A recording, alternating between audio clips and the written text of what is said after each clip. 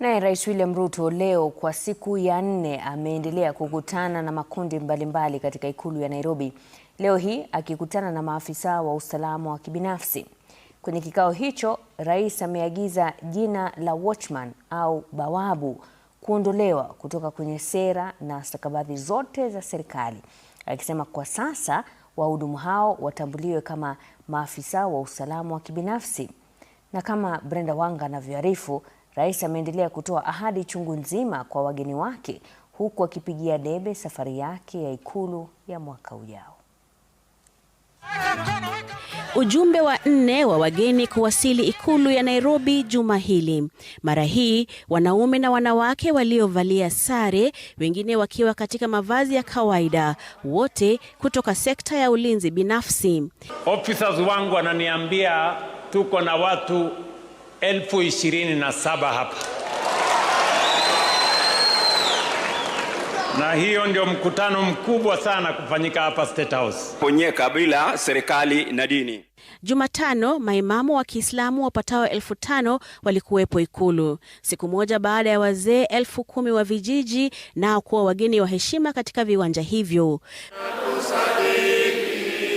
Kabla ya makundi haya, Rais alikuwa mwenyeji wa waumini 5,000 wa kanisa la Friends waliofungua kitabu cha wageni Jumatatu.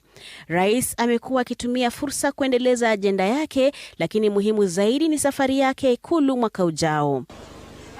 Hii tumesema ni kazi kama kazi ingine yoyote. Na tumekubaliana ya kwamba lazima tuwe na career progression.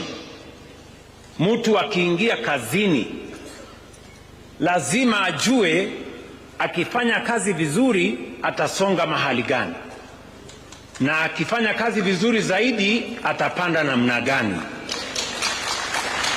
Kwa hivyo regulations ya private security itabadilishwa ili kuwe na career progression path ya private security officers.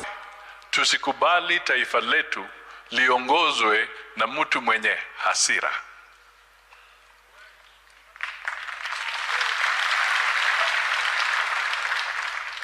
Mtu ambaye anapenda kulipiza kisasi.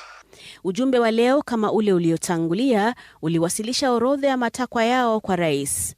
Timu ambayo iliyoko mahali hapa, kila mara tunaitwa watchman, lakini unapotazama naomba jina hilo likaweze kubadilishwa.